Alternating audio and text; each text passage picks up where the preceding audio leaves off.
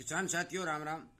आशा करता हूँ आप सब ठीक ठाक होंगे। साथियों, आज हम चर्चा करने वाले हैं कि देश के अंदर फैल रहे एक गंभीर मसले की। ये जो मुद्दा है ये हर इंसान के लिए इतना बड़ा भयानक रूप लेता जा रहा है कि आप मान के चलो कि आने वाले दिनों के अंदर खतरे की घंटी बजनी तय है। मैंने एक वीडियो पहले भी बनाया भी था, यूट्यूब के इस चैनल के ऊपर अपलोड किया था। आप सबसे ये विनती निवेदन किया था कि आप ज़्यादा से ज़्यादा इस वीडियो को शेयर करके सरकार तक पहुंचाने की कोशिश करें, ताकि सरकार जो भी कार्य चल रहा है उस कार्य में तेजी लाए, उस पर गौर करे और जल्द से जल्द इस काम को पूरा करे।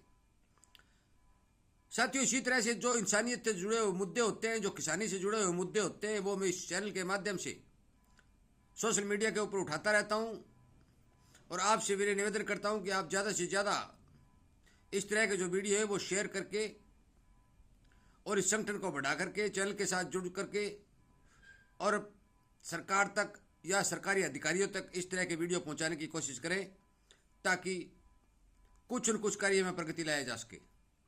साथियों, ये मुद्दा है पानी का। आप सभी को पता है कि पूरे देश के अंदर, हर राज्य के अंदर पानी की भरपूर कमी चल रही है। पूरा हाहाकार मचा हुआ है। किसान खेतों में पानी लगाने के लिए तरस रहा है, परंतु शहर और बाजारों में, बड़े बड़े जो शहरों में लोग पानी पीने के लिए तरस रहे हैं। साथियों, 70 साल पहले भारत देश की यही स्थिति थी कि भारत के अंदर पानी नहीं था। बरसात का पानी इकट्ठा करके जोड़ों में डाला जाता था, वहाँ से पानी लोग लाते थे, कुओं से पानी निकाल कर लोग पीते थे।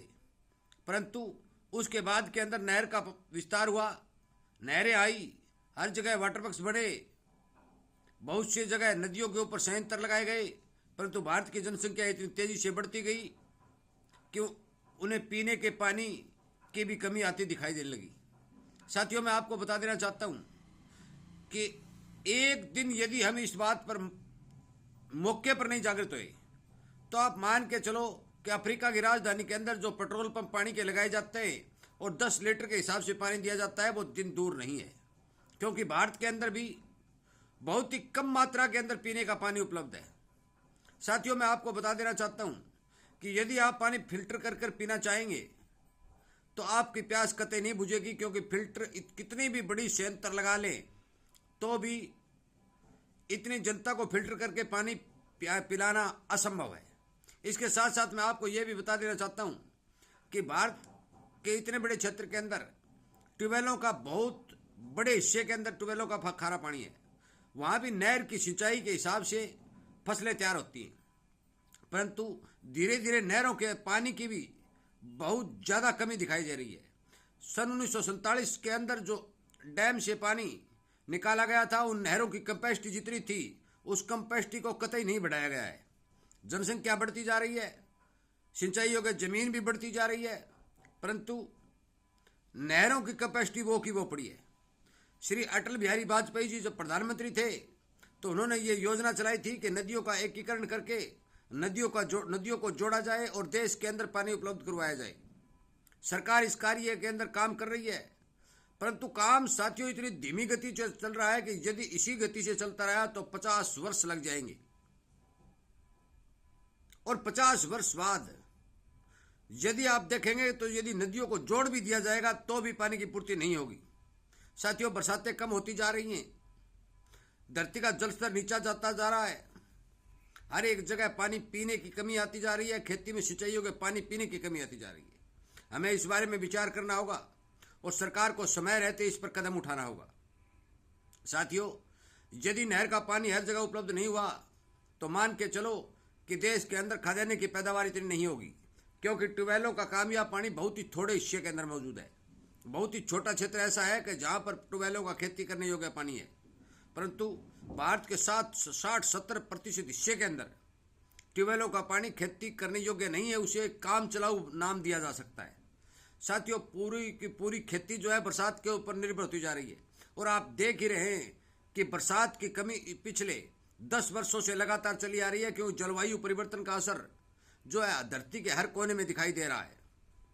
साथियों, पहले 10-10 दिन लगातार अच्छी बरसातें हुआ करती थी, झड़ी लगती थी। बूढ़े बुजुर्ग इस बात को जानते हैं, परंतु आज के जो नौजवान को इस बात का पता ही नहीं है कि झड़ी क्या होती है।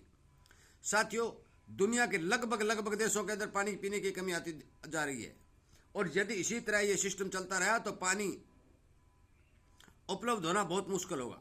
इसलिए हमें अपने सोर्स के हिसाब से पानी को बचाना होगा। सरकार को पानी को संगठित करने, स्टोर करने का तरीके ढूंढने होंगे। हर जगह नए बांधों का निर्माण करना होगा, और सरकार कर भी रही है। परंतु सरकार की ये गति जो है, जो काम करने की गति है, इस गति से इस चीज की भरपाई नहीं होगी।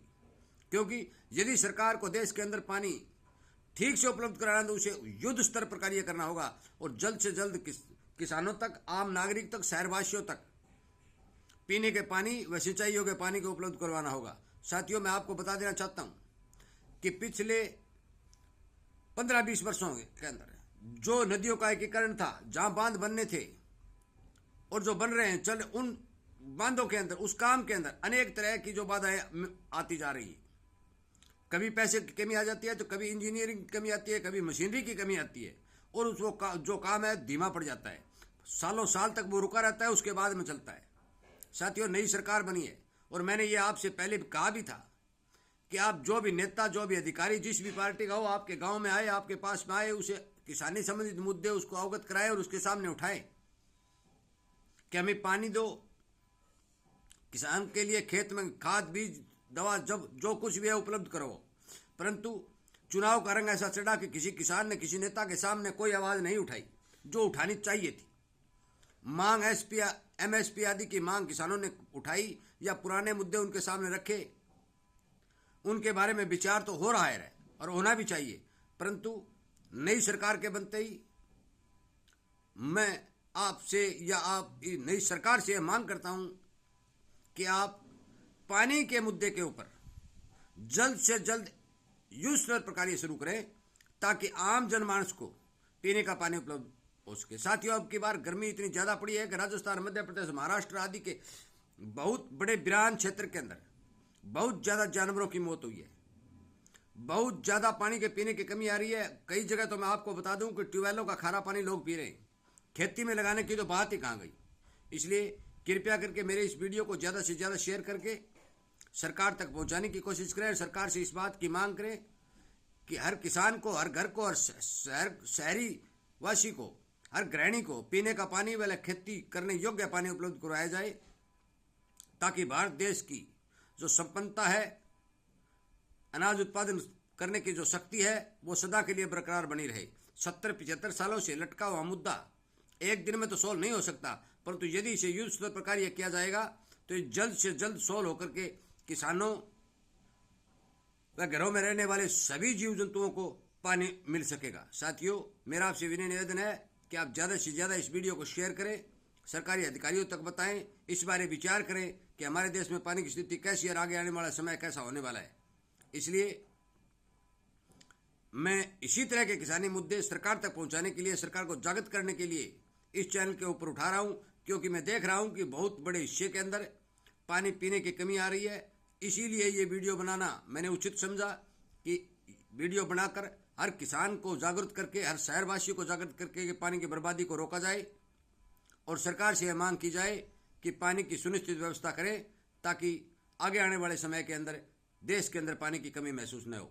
साथियों, वीडियो सुनने के लिए, लाइक और शेयर करने के लिए और चैनल के साथ जुड़ करके संगठन को बढ़ाने के लिए आपका बहुत बहुत धन्यवाद।